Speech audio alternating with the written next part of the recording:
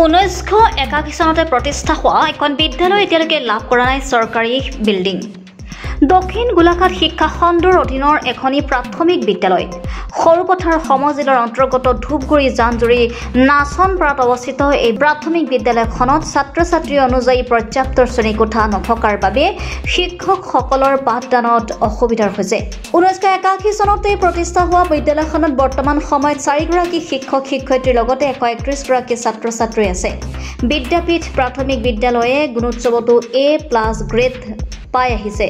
আনহাতে এই প্ৰাথমিক বিদ্যালয়খনৰ শিক্ষকে কৃতি শিক্ষকৰ বঁটাও পাবলৈ সক্ষম হৈছে। কিন্তু চৰকাৰী বিল্ডিং গ্ৰাণ্ট নোপোৱাৰ বাবে দীৰ্ঘদিন ধৰি বিদ্যালয়খনে পাঠদানৰ ক্ষেত্ৰত সমস্যাৰ সন্মুখীন হ'বলগীয়া হৈছে। বিদ্যালয়খন 1981 চনতে স্থাপিত হ'ল যদিও আজি পৰ্যন্ত চৰকাৰৰ পৰা আমি কোনো ধৰণৰ বিল্ডিং গ্ৰাণ্ট পোৱা নাই আৰু বিদ্যালয়খনত 131 জন ছাত্ৰ-ছাত্ৰী আছে আৰু বৰ্তমান আমাৰ 4 জন শিক্ষক-শিক্ষয়িত্ৰী আছোঁ আৰু বিদ্যালয়খন আজি পৰ্যন্ত কোনো বিল্ডিং নোহোৱাত আমাৰ পাঠদান কৰাত যথেষ্ট অসুবিধা হৈছে আৰু আমি আজি আপোনালোকৰ মাধ্যমেৰে চৰকাৰলৈ অনুৰোধ জনাইছোঁ যিমান পাৰে অতি সোনকালে আমাক এটি বিদ্যালয়ৰ গৃহ দিবৰ কাৰণে আমি অনুৰোধ জনাইছোঁ আৰু আশা কৰিছোঁ সুদূৰ ভৱিষ্যতে আমি আগন্তুক দিনবোৰতো এইদৰে আমি সমাজৰ হকে ৰাইজৰ হকে কাম কৰি যাম বুলি আশা কৰিছোঁ। আৰু আপোনালোকৰ টোটেল ছাত্ৰ-ছাত্ৰী অনুপাতে ক্লাছৰুম কেইটা আছে বৰ্তমান সময়ত? হয়, এটা বিল্ডিঙে আছে, আমি তাতে পাৰ্টিশ্যন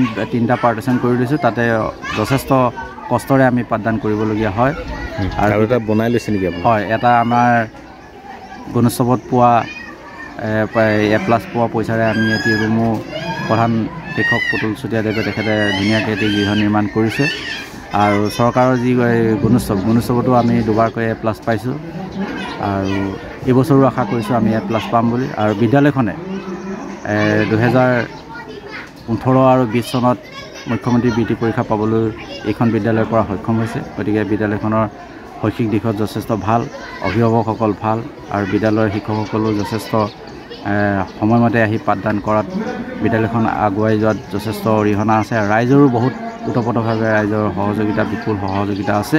আৰু আটাইতকৈ ডাঙৰ কথা যে এই বিদ্যালয়ৰ প্ৰধান শিক্ষকৰ ল'ৰাজনে এই বিদ্যালয়খনত পঢ়ে আৰু সহকাৰী বাইদেউ অঞ্জলি ৰাভা বাইদেউৰ ছোৱালীও এই বিদ্যালয়খনত পাঠদান কৰি আছে। গতিকে বিদ্যালয়খনৰ শিক্ষা ব্যৱস্থাটো বহুত ভাল বুলি আমি গৌৰৱবোধ কৰোঁ। আৰু মঙলবাৰে বিদ্যালয়খনত 5ম শ্ৰেণীৰ ছাত্ৰ-ছাত্ৰীৰ বিদায়ী সভা আৰু এক সম্বৰ্ধনা অনুষ্ঠানৰ আয়োজন কৰে। সম্বৰ্ধনা অনুষ্ঠানত বিদ্যালয়খন প্ৰতিষ্ঠা কৰাৰ ক্ষেত্ৰত অগ্ৰণী ভূমিকা গ্ৰহণ কৰা 1 নং চালুকপথাৰ গাঁৱৰ ভোগেশ্বৰ হেমব্ৰম, পৰেশ চন্দ্ৰ নাথ, প্ৰয়াত তাৰা কুমাৰ নাথৰ পুত্ৰ পবিত্ৰ নাথ, 2 নং চালুকপথাৰ গাঁৱৰ গাঁওবুঢ়া চেনিৰাম বৰুৱা, মহেন বড়ো, প্ৰণৱ হাজৰিকা আৰু দিলীপ ৰাভাক আনুষ্ঠানিকভাৱে একোখনকৈ সম্বৰ্ধনা পত্ৰ, ফুলাম গামোচাৰে সম্বৰ্ধনা জনায়। উল্লিখিত 5ম শ্ৰেণীৰ বিদায়ী সভাত অনুষ্ঠানৰ লগত সংগতি ৰাখি বিদ্যালয় সপ্তাহত স্থানপ্ৰাপ্ত ছাত্ৰ-ছাত্ৰীসকলৰ মাজত বঁটা বিতৰণ কৰা হয়। বিদায়ী সভাত আমন্ত্ৰিত অতিথিসকলে ছাত্ৰ-ছাত্ৰীসকলক উদ্দেশ্যি বহুতো সাৰুৱা বক্তব্য ৰাখে। শেষত সভাপতিৰ মন্তব্যৰ দ্বাৰা বিদায়ী সভা অনুষ্ঠানভাগিৰ সামৰণি মাৰে। বিদ্যালয়খনৰ শৈক্ষিক পৰিৱেশ, শিক্ষক-শিক্ষয়িত্ৰীৰ পাঠদান, ছাত্ৰ-ছাত্ৰীসকলৰ নিয়মানুৱৰ্তিতাৰ লগতে অভিভাৱকসকলৰ বিদ্যালয়খনৰ প্ৰতি থকা মৰম আৰু দায়িত্বই জানজুৰি নাচনপাৰা গাঁৱত এক সুন্দৰ বাতাবৰণ সৃষ্টি কৰিবলৈ সক্ষম হৈছে।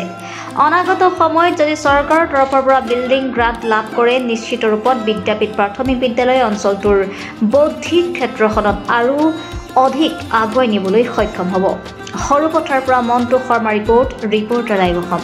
5ম শ্ৰেণীৰ বিদায় সভা আৰু সম্বৰ্ধনা অনুষ্ঠানত লগতে সংগতি ৰাখি আমি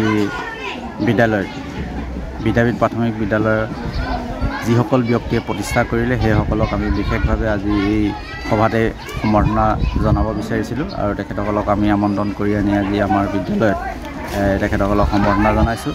তেখেতে প্ৰথমজন আছে আমাৰ মহেন বড়ো, তেখেতে বিদ্যালয়খন প্ৰতিষ্ঠা কৰিছিলে। ভোগেশ্বৰ হেমব্ৰম, তাৰপিছত দিলীপ ৰাভা, প্ৰয়াত তাৰা কুমাৰ নাথ, পৰেশ চন্দ্ৰ নাথ, চেনিৰাম বৰুৱা, এইসকল ব্যক্তি গণ্যমান্য ব্যক্তিয়ে এই বিদ্যালয়খন প্ৰতিষ্ঠা কৰাত বিশেষভাৱে সহায় সহযোগ কৰিলে আৰু বিদ্যালয়খন প্ৰতিষ্ঠা কৰিলে। আৰু এই ৰিপৰ্টাৰ লাইভ